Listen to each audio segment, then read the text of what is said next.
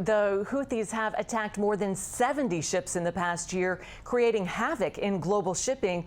While the U.S. Navy has been fighting off those attacks, experts say a new strategy is needed to bring lasting security. National security correspondent Caitlin Burke reports. We have certainly degraded their capability. There's no doubt about that. We've degraded their ability. However, have we stopped them? No. Last month, Vice Admiral George Wikoff, head of naval efforts in the Middle East, said it's unlikely the Houthis will be swayed by the kind of military response approved by the White House. But our mission remains to disrupt their ability and try to preserve some semblance of maritime order while we give an opportunity for policy to be developed against the Houthis.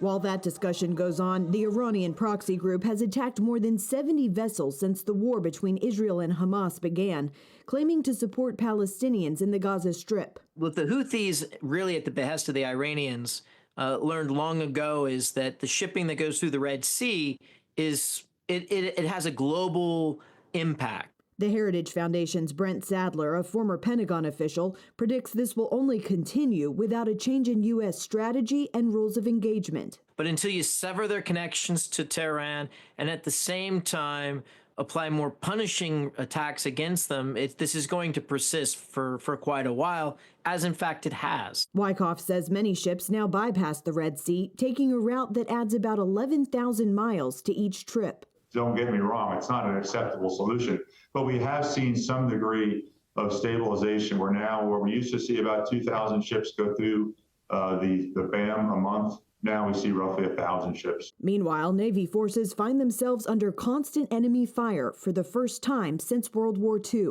Bottom line is that our sailors have been asked to do an extremely difficult job, and they're doing it better than we could possibly even imagine. Costly U.S. weapon systems are also being targeted. Earlier this month, the Houthis claiming they downed a $30 million drone. An MQ-9 did crash in the vicinity of Yemen. That is being investigated.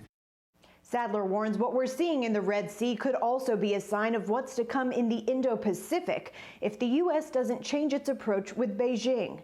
The Taiwanese military already conducting drills in preparation for keeping critical sea lanes open in the event of a Chinese blockade. Caitlin Burke, CBN News, Washington.